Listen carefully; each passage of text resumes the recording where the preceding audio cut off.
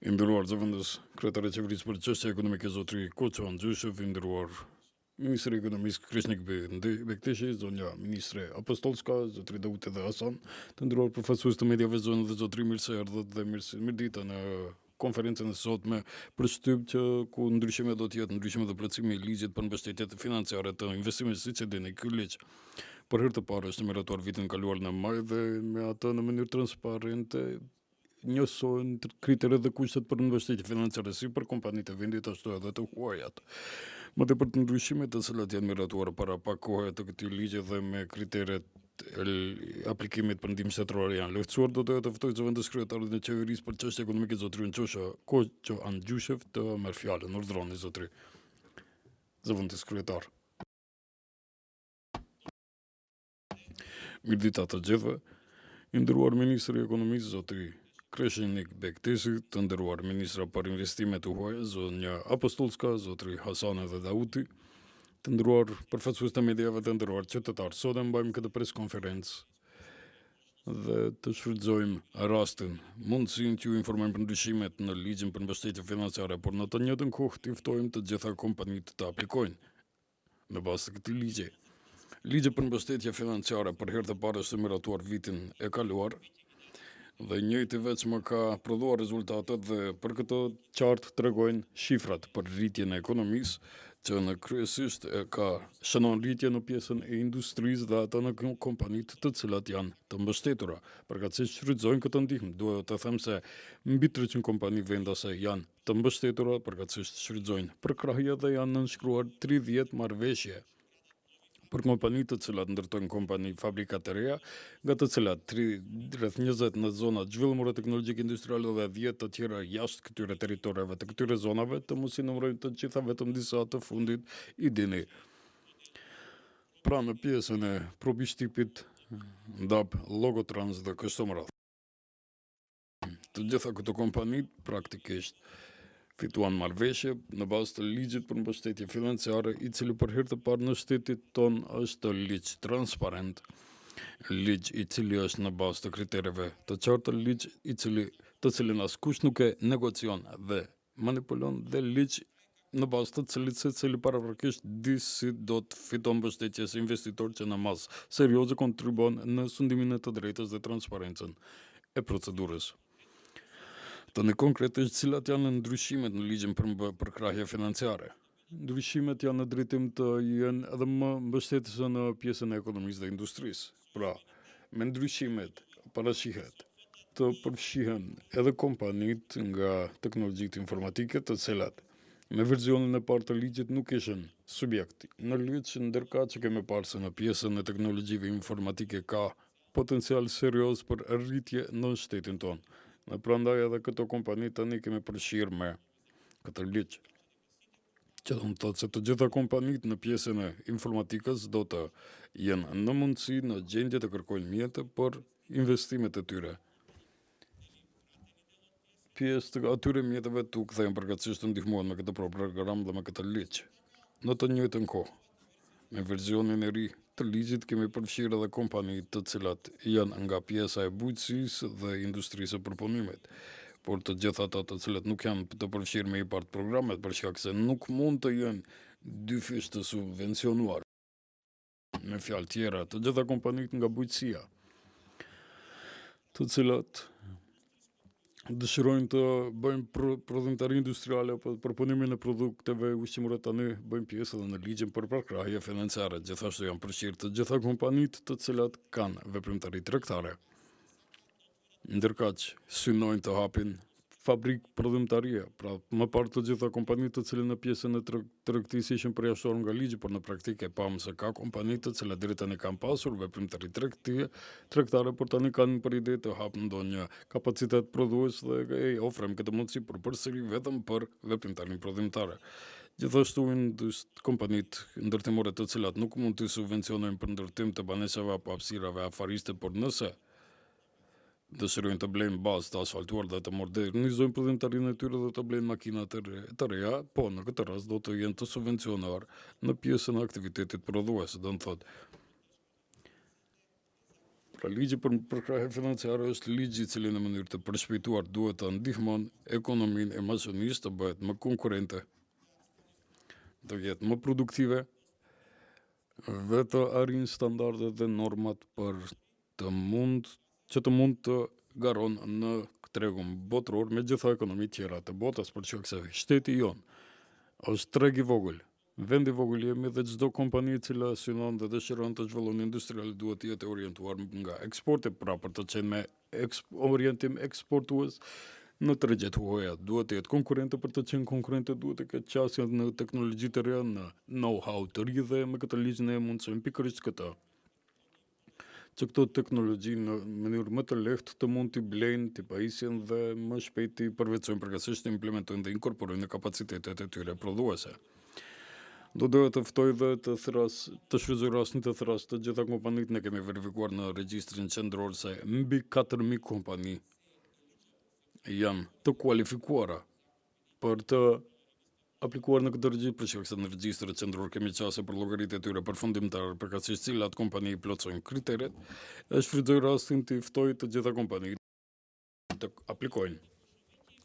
Kompanitë të cilat vetëm kanë marrëveshjet e tyre mund t'i aneksojnë në pajtim me ligjin ekzistues, do të thotë të shfrytëzojnë zgjerimet në bazë të ligjit ekzistues deri më 15, deri më 1 gusht.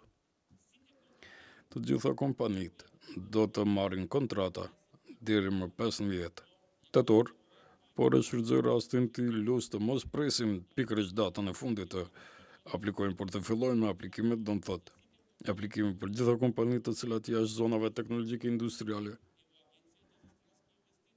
është në zonat dhe për gjitha kompanitë tjera që janë në zonat zhvillimore teknologjike industriale është në drejtorin për zonat zhvillimore teknologjike industriale apo ZZTI-t. Aplikimi mund të bëhet me njërë, do të thotë mos presin gjatë këtyre muajve të gjithë të cilët në kohë do të aplikojnë, do të marrin marrëveshje deri më 15 tetor. Pas kësaj, deri më 15 nëntor duhet të parashtrojnë kërkesë për pagesë, për shkak se në marrëveshjen thuhet biznes plani i tyre, por më pas ato në periudhën pas 15 tetorit. Deri më 15 nëntor duhet të grumbullojnë dokumentacionet me çka do të vërtetojnë dhe dëshmojnë investimin e tyre. Pra deri më datën 15 tetor, deri më 15 nëntor kërkojnë duhet të parashtrojnë të kërkesë për pagesë dhe të gjitha ato që do të përmbushin dhe do të parashtrojnë dokumentacionet adekuate për pagesë deri më 15 dhjetor, mjetet do të flejnë dhe transferojnë në llogaritë e tyre, siç ishte rasti vitin e kaluar. E di se edhe vitin e kaluar ka pasur shumë dilema nëse kjo do të jetë e suksesshme, nëse kompanive do të ndahen mjetet. Ato që mund t'ua konfirmoj është të gjitha kompanitë me përfundim më 15 dhjetorit të vitit të kaluar i morën mjetet e tyre. Ajo që ndoshta edhe njërë duhet të përsërisim është se tani këtë vit ata aplikojnë me investimet e tyre të cilat i kanë mbaruar në vitin 2018.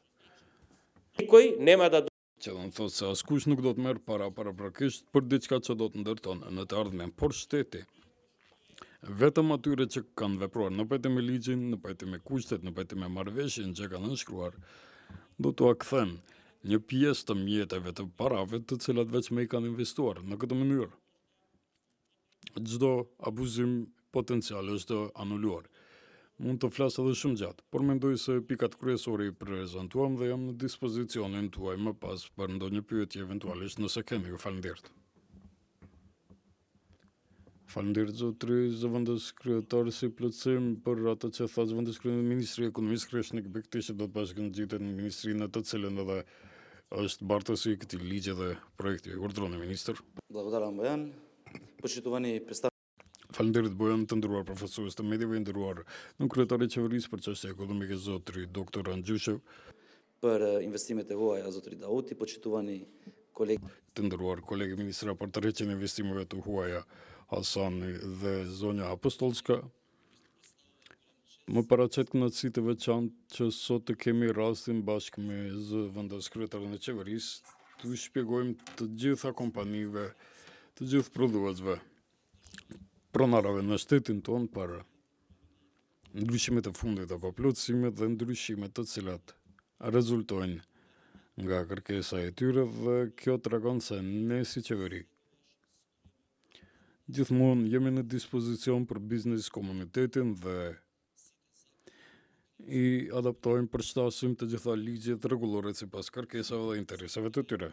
Duhet ju informoj që sot në mëngjes njëkohësisht kam nënshkruar edhe rregullore që rezultojnë nga ky ligj dhe tashmë nga e hëna, duke patur parasysh se të nesërmen rregullore do të publikohen në gazetën zyrtare. Të gjitha kompanitë të interesuara mund të parashtrojnë aplikacionet e tyre, aplikimet e tyre që të fitojnë masa të cilat rezultojnë nga plani për rritje ekonomike dhe në fundim për inovime, por edhe këto masa më tepër kanë të bëjnë me ligjin e ri për përkrahje financiare të investimeve. Do të drejtohem edhe në gjuhën shqipe duke pasur parasysh që nuk do të përsëritemi me zëvendës kryetaren. Mediave edhe njëherë dëshmon se ne si qeveri jemi të përkushtuar që të bashkëpunojmë në mënyrën më adekuate dhe në mënyrën më transparente me të gjithë biznismenët apo me komunitetin e biznesit në Republikën e Maqedonisë së Veriut. Marë parasysh që pikërisht me formimin e kësaj qeverie, ne në bashkëpunim me resoret ekonomik, me kabinetin e zëvendës kryeministrit, kabinetin e Ministrisë së Ekonomisë, krijuam një politikë krejtësisht të re industriale, ku u dham mundësi edhe kompanive vendore që të shfrytëzojnë të gjitha mundësitë të cilat i jep shteti nëpërmes institucioneve të saj. Pra përgatitëm një ligj të ri, një ligj transparent, i cili paraprakisht u jep kompanive një drejtim se sa mund të jenë të ndihmuara nga ana e qeverisë, me vetëm qëllim që ato kompani të marrin guximin për të bërë investime të reja.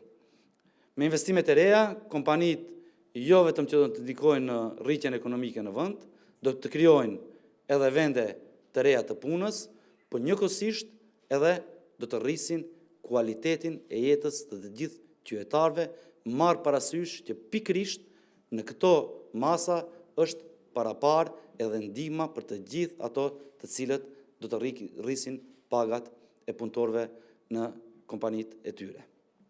Pse i bëm ndryshimet sa i përket ligjit për mbështetje financiare të investimeve? Pikërisht për shkak se deshim të rrisim veprimtarinë e atyre të cilët me ligjin e kaluar nuk kishin të drejtë pra të shfrytëzojnë këto mjete. Andaj, edhe atë që kemi premtuar se do të rrisim pagat, ne rrisim edhe të drejtën e të gjithë kompanive të cilët do të munden të shfrytëzojnë këto mjete. E shtym afatin, marr parasysh që pikërisht i rritëm edhe kapacitetet në kuadër të kabineteve tona, në kuadër të agjencionit dhe direkcionit për zonat e lira ekonomike, që me vetëm qëllim që kompanive sa më shpejt të dalim në ndihmë dhe pikërisht të apim ndihmën e duhur në afatet e caktuara të cilët me ligjin e kaluar ishin deri në qershor, e tash i shtym deri në tetor. Andaj, marr parasysh edhe të dhënat të cilat ne si qeveri i kemi nga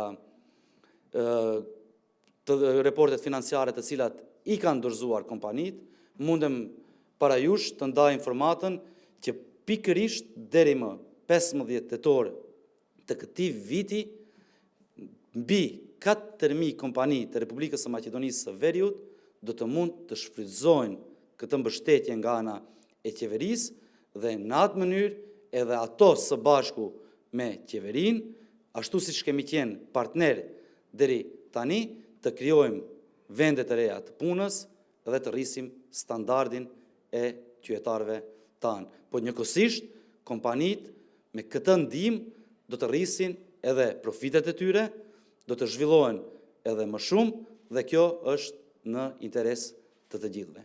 Ju faleminderit edhe për fund edhe njëherë shfrytëzoni mjetet për shkak se mjetet të cilat qeveria i jep për kompanitë vendore dhe të huaja janë mjete të cilat në mënyrë transparente do të jepen për të gjithë kompanitë të cilët i plotësojnë kushtet e para me ligj.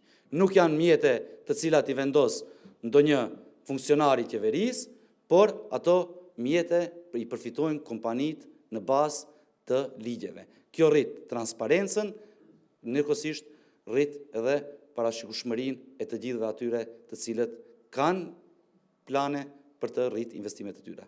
Ju faleminderit. Ministre, ku mund Faleminderit ministër, nëse mund t'ju lutem vetëm të qëndroni për shkak se vijon sesioni pyetjeve të gazetarëve do duhet të na bashkangjitet edhe zëvendës kryetare të qeverisë. Fillojmë me sesionin për pyetjet e gazetarëve. A kemi ndonjë pyetje për temën?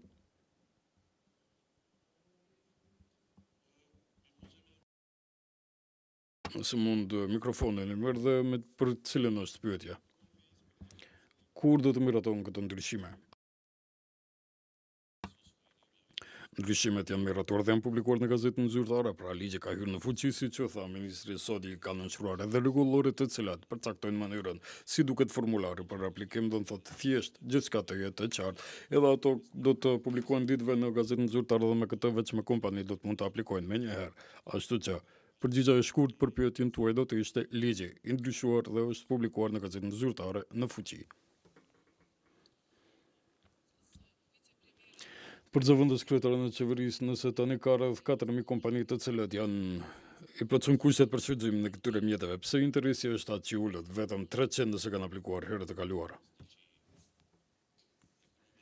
Pra kompani e ekonomia është në rritje, i kemi relaksuar pak kriteret dhe në këtë aspekt, praktikisht kemi mundësuar që numër më i madh i kompanive të mund të aplikojnë vitin e kaluar. Në mundësi për të aplikuar kanë qenë mbi 600 kompani. Këtë vit kjo shifër zgjerohet në 4.000. Por cilat kompani aplikojnë, ato të cilat kanë investuar, për shkak se kriteret janë se që duhet të kenë zmëdhuar të ardhurat përkatësisht të mos e kanë reduktuar të ardhurat të tyre dhe numri të punësuarve të rritet në përqindje të caktuar. Do të thotë ato kompani që e plotësojnë këtë kriter dhe në të njëjtën kohë edhe kanë investuar, aplikojnë. Ne tani e dim se mbi 4.000 kompani plotësojnë kriterin bazë për të aplikuar, por do të aplikojnë vetëm ato të cilat kanë investuar, për arsye se vetëm ato mund të kthejnë mjete.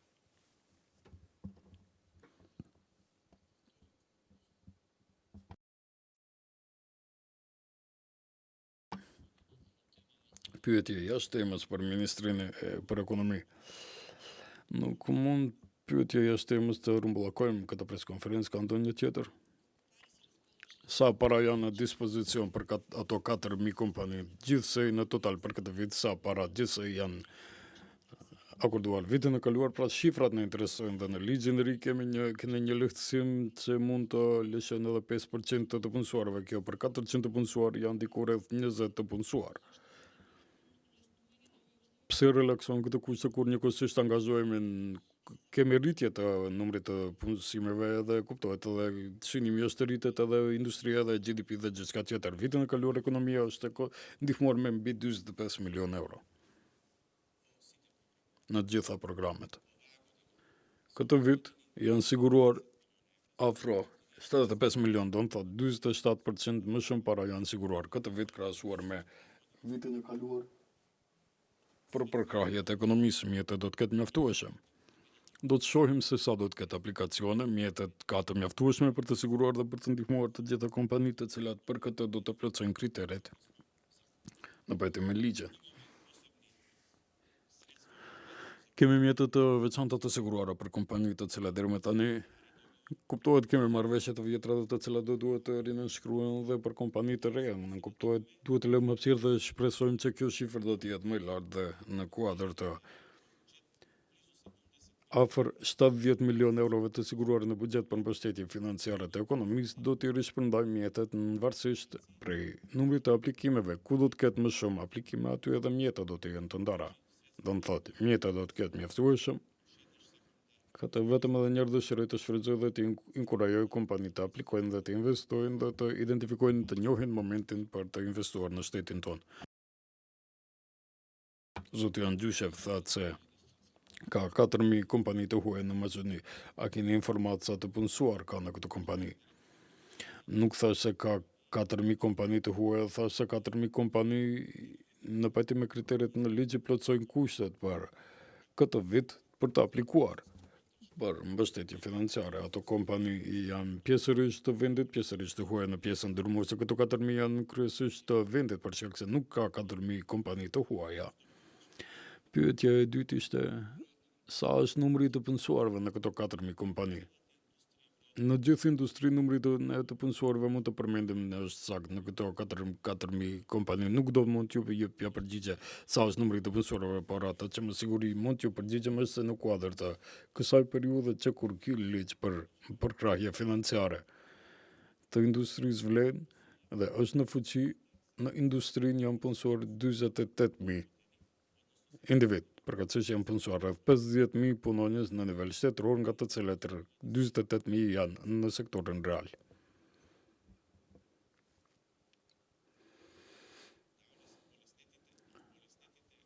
Po kushtet e lehtësuara janë në atë drejtim që disa kompani të cilat humbin pjesë të kuadrit profesional praktikisht edhe nuk mund të gjejnë kuadër profesionale të mjaftueshëm në tregun. Kjo është shkaku i parë. Pse janë lehtësuar kushtet, të mund të ketë fluktuime në numrin e të punësuarve, por jo më tepër se 5%, do të thotë ne nuk stimulojmë ato të përjashtojnë nga puna, përkundrazi vetëm u lejojmë fleksibilitet për shkak të fluktuimit në kuadër apo personal. Ka edhe një arsye, kur bleni teknologji, atëherë në atë rast i automatizoni proceset, nuk i rritni numrin e të punësuarve. Dhe të jemi të sinqert me publikun. Në këtë moment ne nuk kemi problem me atë të lëshohen nga puna të punësuarët. Ne kemi problemin e kundërt. Në këtë moment industria në shtetin ton ka problem të gjendë punëtor.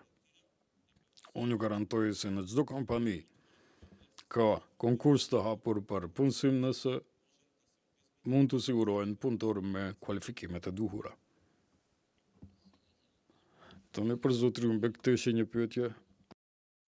2 korrik të këtij viti në Tetov ishim së bashku, thatë se punimet për ndërtimin e rrugës Tetov-Kodra e Diellit kanë filluar dhe në fund të javës do të inspektohen punimet. Inspektimi nuk u bë, po ashtu edhe për ski liftin, kur pritet? Pra me rëndësi është që punimet me të vërtet kanë filluar, edhe sa i përket rrugës Tetov-Kodra e Diellit, për njëkohësisht edhe kanë përfunduar punimet sa i përket ndërtimit të ski liftit të ri, asaj përket të inspektimit, marrë parasysh agjendën time, për njëkohësisht edhe të drejtorit të Elem Tursit, drejtorit të agjencionit të rrugëve, edhe agjendës time të cilët duheshte me patjetër të marrin pjesë në summitin e Poznanit, me siguri që e kemi shty për ndonjë ditë tjetër që të inspektojmë punimet sa i përket rrugës, për njëkohësisht edhe ndërtimit të ski liftit. Kjo është edhe një dëshmi që pikërisht ne nuk dalim para mediumeve dhe para qytetarëve vetëm e vetëm sa për të premtuar, por punimet bëhen, momentin që do të gjejmë kohë, do të dalim edhe në teren edhe do t'i prezentojmë para opinionit. Ju si gazetar, me siguri që i keni kontrolluar a kanë filluar punimet apo jo, dhe vetë munden të konfirmoni se sa i përket rrugës edhe ski liftit, por ski lifti pothuajse është i përfunduar, a sa i përket rrugës Tetov-Kodra e Diellit bëhen para përgatitjet për shtrimin e asfaltit. Nga shoqata ta mbrojmë Kodrën e Diellit, thanë se këto janë vetëm ndryshime kozmetike dhe se kërkohen punime më të mëdha për rrugën. Unë përshëndes shoqatën ta mbrojmë Kodrën e Diellit, me sa mbajmë mend, kemi pas mundësinë që edhe të debatojmë me përfaqësues të tyre, mendoj edhe në televizionin tuaj, dhe unë shpresoj që pikërisht përfaqësuesi i tyre do të mbajë edhe fjalën që gjatë sezonit të dimrit do të bëhet edhe instruktori im për të më mësuar të skijoj, për shkak se ne kemi realizuar premtimin dhe ski lifti do të jetë në funksion të gjithë vizitorëve të Kodrës së Diellit në sezonin e ardhshëm dimror. Faleminderit. Do vicepremiero të Komushe. Për zëvendës kryetare, nëse mund të punë në të përkatësisht drejtori i burzës Amazoni sot bashkë me biznesmenët e lidhjes së odave ekonomike kërkoi prolongim të aplikimit të zgjidhjes ligjore për tatimin mbi tatimin mbi fitimin kapital për 15%, alarmoi se kjo do të reflektohet në qarkullimin e bursës për 15 muajt e parë është të reduktuar qarkullimi dhe investimi si kompanive dhe të vendit ashtu të huaja. Do të shqyrtoni këtë kërkesë unë për herë të parë dëgjoj nga ju, nëse kjo ka qenë sot do ta shqyrtoj me vëmendje, kuptohet. Sigur dhe çdo çështje tjetër që vjen nga oda dhe ekonomia. Kjo do ishte pyetja e fundit për preskonferencën e sotme. Ju falenderoj të gjithëve për pyetjet dhe prezencën tuaj, ministër, zëvendës kryetari i qeverisë. Ju falenderoj shumë.